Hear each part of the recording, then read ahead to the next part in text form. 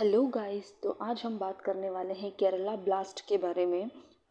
दोस्तों, जैसा कि हम सब जानते हैं कि केरल के एर्नाकुलम में एक सीरियल बम ब्लास्ट हुआ है। जहाँ पर ईसाइयों की एक धार्मिक सभा चल रही थी, जिसमें 3 से 4 बार कंटिन्यूस सीरियल बम ब्लास्ट हुआ है। बाद में एक व्यक्ति जिसका नाम है डोमिनिक मार्टिन सामने आया, जिसने इस पूरे हमले की जिम्मेदारी ली है। इस हमले में केरल बॉम्ब ब्लास्ट में लगभग 3 से ज़्यादा लोग मारे जा चुके हैं और 35 से ज़्यादा लोग घायल हो चुके हैं।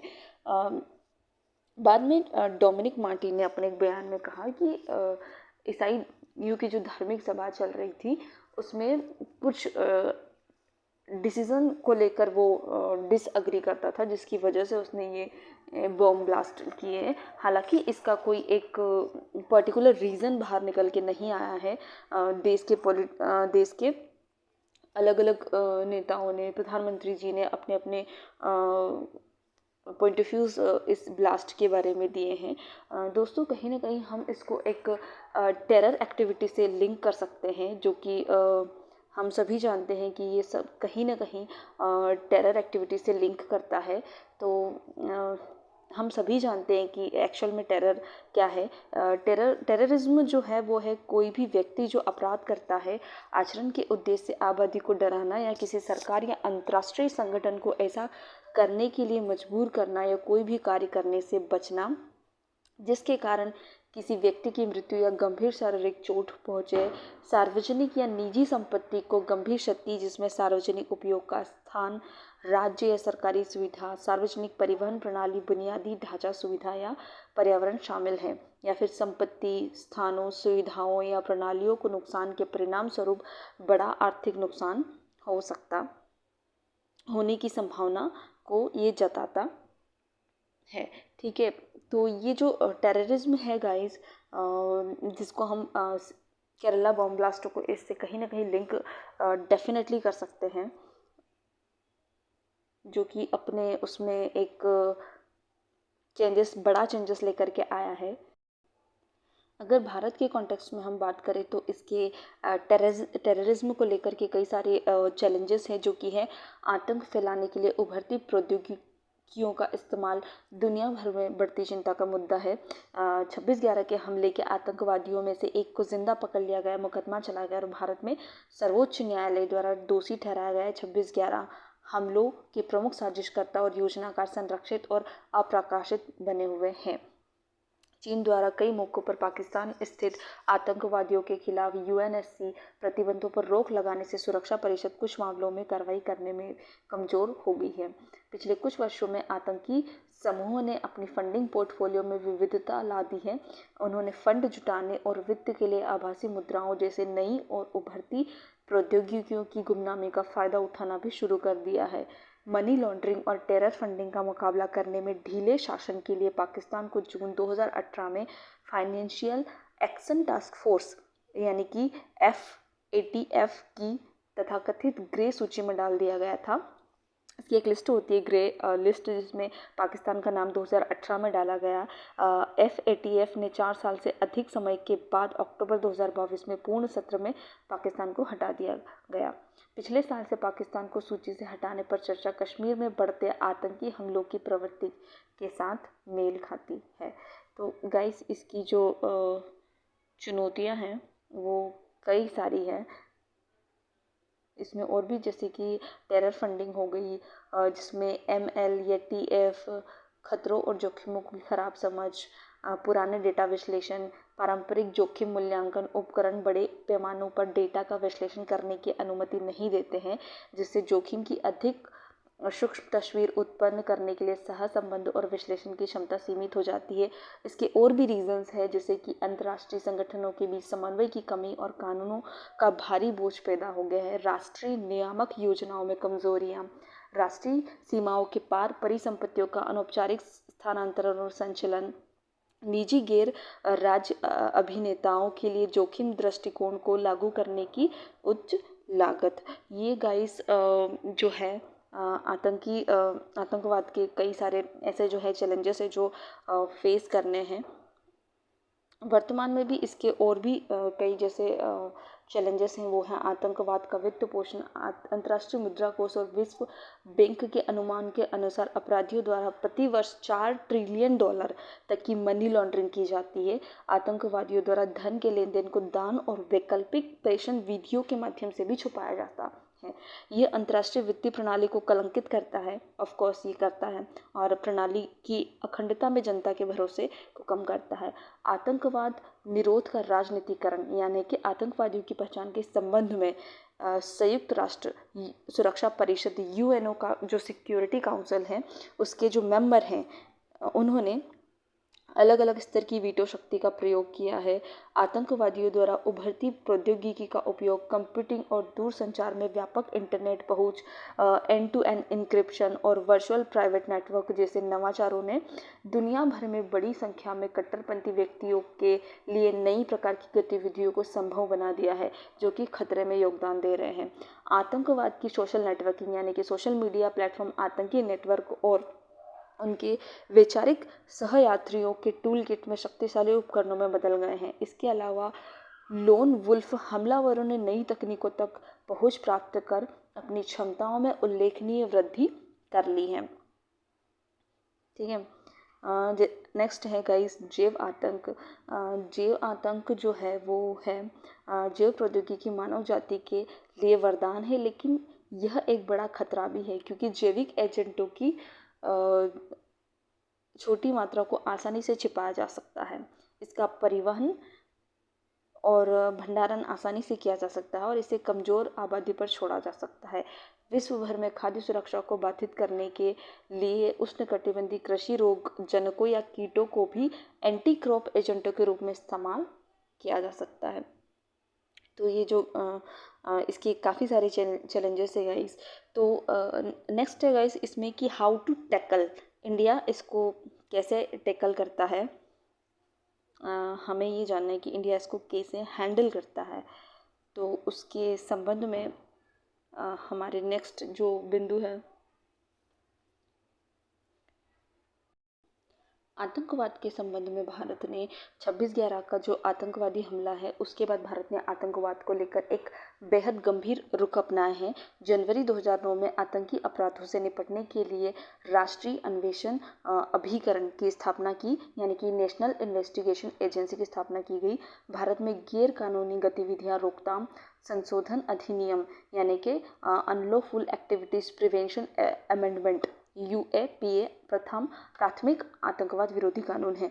सुरक्षा से जुड़ी जानकारी जुटाने के लिए national intelligence grid net grid की स्थापना की गई और आतंकवादी हमलों पर त्वरित प्रतिक्रिया सुनिश्चित करने के लिए राष्ट्रीय सुरक्षा गार्ड, नेशनल सिक्योरिटी गार्ड हेतु एक ऑपरेशन हब का भी सृजन किया गया। एक ऑपरेशनल हब का भी सृजन किया गया। इसके अलावा जो और इंडिया के द्वारा इस क्षेत्र में जो पहल की गई है वो है आतंकी हमले के मद्देनज़र सुरक्षा व्यवस्था को सुव्यवस्थित करने के लिए कई कदम उठाए गए, जिसमें से तटीय सुरक्षा को उच्च प्राथमिकता दी गई और ये नौसेना, तटरक्षक, समुद्री पुलिस के पास है। आतंकवादी अपराधों से निपटने के लिए एक विशेष एजेंसी, राष्ट्रीय जांच एजेंसी की स्थापना की गई थी। यह जनवरी 2009 से कार्य कर रही है। सुरक्षा संबंधी जानकारी का उचित डेटाबेस बनाने के लिए नेशनल इंटेलिजेंस ग्रिड का गठन किया गया है। आतंकी हमलों पर त्वरित प्रतिक्रिया सुनिश्चित करने के लिए राष्ट्रीय सुरक्षा गार्ड, जो कि हम पहले भी बता चुके हैं, मल्टी एजेंसी सेंटर जो कि इंटेलिजेंस ब्यूरो के तहत कार्य करता है, को मजबूत किया गया और इसकी गतिविधियों का विस्तार किया गया। नौसेना ने भारत की विस्तारित तटरेखा पर निगरानी रखने के लिए एक संयुक्त संचालन केंद्र का गठन किया गया। अब दोस्तों हम जानते हैं इसके ग्लोबल एफर्ट्स क्या हैं। टेररिज्म को कंट्रोल करने के लिए ग्लोबल एफर्ट्स जो है वो है संयुक्त राष्ट्र आतंकवाद रोधी कार्यालय, यानी कि UNOCT आतंकवाद और हिंसक उग्रवाद को रोकने और उसका मुकाबला करने के लिए संयुक्त राष्ट्र के समग्र दृष्टिकोण का नेतृत्व और उसका समन्वय करता है। संयुक्त राष्ट्र कार्यालय की आतंकवाद रोकथाम शाखा टीपीबी अंतर्राष्ट्रीय प्रयासों में महत्वपूर्ण भूमिका निभाती है। FATF जो एक वैश्विक मनी लॉन्ड्रिंग और आतंकवादी वित्त पोषण निगरानी संस्था है, अंतर्राष्ट्रीय मानक निर्धारित करता है जिसका उद्देश्य इन अवैध गतिविधियों और समाज में होने वाले नुकसानों को रोकना है। इसके अलावा जो इसके और ग्लोबल एफर्ट्स हैं वो है संयुक्त वित्तीय कार्रवाई कार्यबल की स्थापना आतंकवाद के विरुद्ध भारत का वार्षिक संकल्प है। ड्रग्स और अपराध पर संयुक्त राष्ट्र कार्यालय की आतंकवाद निरोध शाखा टीपीबी जो कि है, ये सभी जो है इसके इंटरनेशनल एफर्ट्स है टू कंट्रोल टेररिज्म। दोस्तों, आतंकवाद में जो आतंकवाद को कंट्रोल करने के लिए फोकस करने वाले जो पॉइंट्स हैं वो हैं आतंक वित्त पोषण। आतंक वित्त पोषण का मुकाबला करने के लिए प्रभावी और निरंतर प्रयास आतंकवाद का मुकाबला करने के मुद्दे का सार है। सहयोग, संयुक्त राष्ट्र में मानक प्रयासों को FATF और एगमोंट समूह जैसे अन्य मंचों के सहयोग से समन्वित करने की आवश्यकता है। आतंकवादियों और उनके प्रायोजकों के खिलाफ अंतर्राष्ट्रीय सहयोग और समन्वित प्रयास जिसमें आतंकवादियों के सुरक्षित पनाह गाहों, अभयारण्यों, प्रशिक्षण मैदानों और वित्तीय और वैचारिक तथा राजनीतिक समर्थन संरचनाओं को नष्ट करना शामिल है। इसे खतरे को हराने के लिए महत्वपूर्ण अनिवार्यताएं हैं। अंतर्राष्ट्रीय संगठित अपराध, अवैध दवाओं और हथियारों की तस्करी के साथ आतंकवाद के संबंध सब अच्छी तरह से स्थापित हो गए हैं। ट्रांसपेरेंसी, पारदर्शिता, सुरक्षा परिषद प्रतिबंध व्यवस्था के प्रभावी और पारदर्शी कामकाज को सुनिश्चित करने और यह सुनिश्चित करने की आवश्यकता है कि वे राजनीतिक कारणों से अप्रभावी न हों। प्रौद्योगिकी, पिछले कुछ वर्षों में आतंकवादी समूहों ने अपने फंडिंग पोर्टफोलियो में विविधता ला दी है। उन्होंने धन जुटाने और वित्त के लिए आभासी मुद्राओं जैसे नई और उभरती प्रौद्योगिकी द्वारा गुमनामी का फायदा उठाना भी शुरू कर दिया। अंतर्राष्ट्रीय आतंकवाद पर व्यापक सम्मेलन CCIT, इसके प्रमुख उद्देश्यों में आतंकवाद की एक सार्वभौमिक परिभाषा शामिल है ताकि सभी संयुक्त राष्ट्र महासभा के सदस्य इसे अपने आपराधिक कानून में अपना सके और सभी आतंकवादी समूहों पर प्रतिबंध लगा सके, विषय के तहत सभी आतंकवादियों पर मुकदमा चला सके, कानून और दुनिया भर में सीमा पार आतंकवाद को प्रत्यारोपण योग्य अपराध बनाना। 1986 में भारत ने संयुक्त राष्ट्र में CCIT पर एक मसौदा दस्तावेज प्रस्तुत किया था, हालांकि इसे अभी तक UNGA द्वारा अपनाया जाना बाकी है।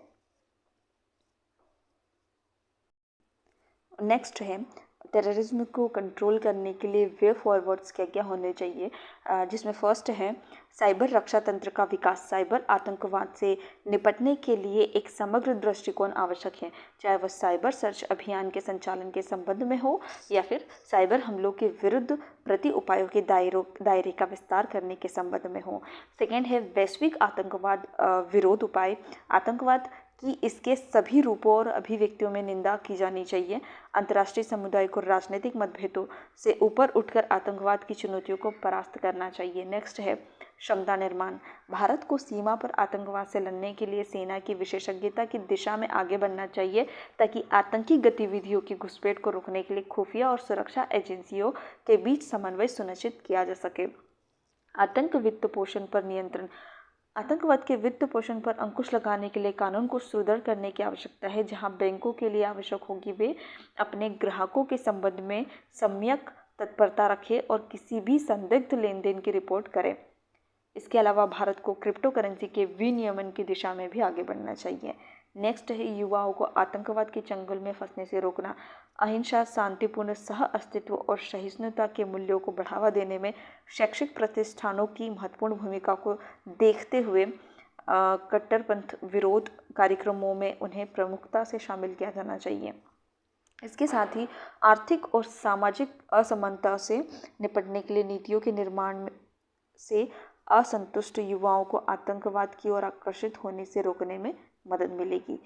इसके अलावा इसके गाइस और भी वे फॉरवर्ड्स हो सकते हैं, जैसे कि इसमें हैं आतंकवाद विरोधी एजेंडे को पुनः सक्रिय करना, एकजुटता की आवश्यकता पर बल देकर और आतंकवादियों की पहचान के संबंध में P5 की वीटो शक्ति को नियंत्रित करके आतंकवाद के वैश्विक एजेंडे को पुनः सक्रिय करना आवश्यक है। आतंकवाद की एक सार्वभौमिक परिभाषा को अपनाना, आतंकवाद की एक सार्वभौमिक परिभाषा आवश्यक है ताकि संयुक्त राष्ट्र महासभा के सभी सदस्य इसे अपने स्वयं के आपराधिक कानूनों में शामिल कर सके, आतंकवाद समूहों पर प्रतिबंध लगा सके, विशेष कानूनों के तहत आतंकवादियों पर मुकदमा चला सके और सीमा पर आतंकवाद को दुनिया भर में एक प्रत्यार्पणीय अपराध बना सके।